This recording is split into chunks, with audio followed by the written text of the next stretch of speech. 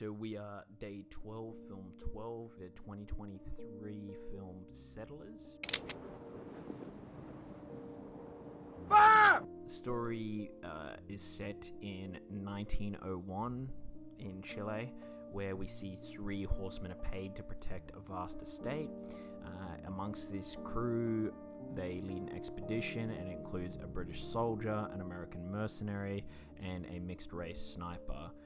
But what I really want to kind of talk about from just a filmmaking perspective is this idea of subverting expectations. You know, the film, it presents itself kind of as this Western that doesn't follow a typical Western genre style. It's shot in an aspect ratio which feels like a Western. It's shot in a time period which feels like it's a Western. We have our costuming, which is like a Western, but it's very slow.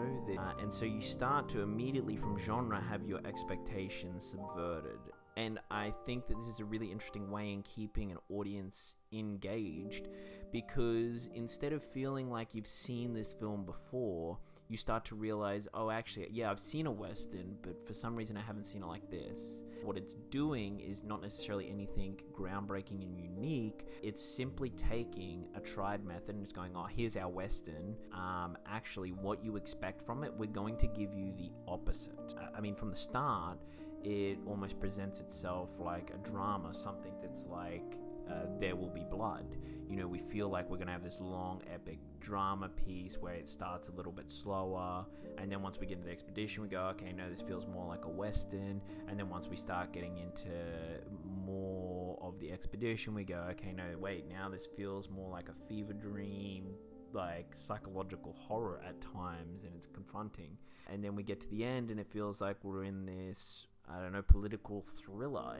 So you're constantly subverting and changing what you are about to expect from the film. The other thing is that the story itself subverts your expectations. Going into this, I kind of thought, you know, the story of colonizers, that white people coming to this country are the bad guys, which of course they are. In this story, they are the people which slaughter the natives, and that the country of Chile was really impacted. And then once you get to the end, it's a bit more deep and nuanced than that. And I think that you're subverted from obvious kind of messaging that you would see in other types of film, because it subverted my expectations of what I expected out of a film like this. End of the film, which is a nice treat, in the closing credit, I think this was really cool. You get to see historical footage in the 4:3 aspect ratio, which the rest of the film was shot in.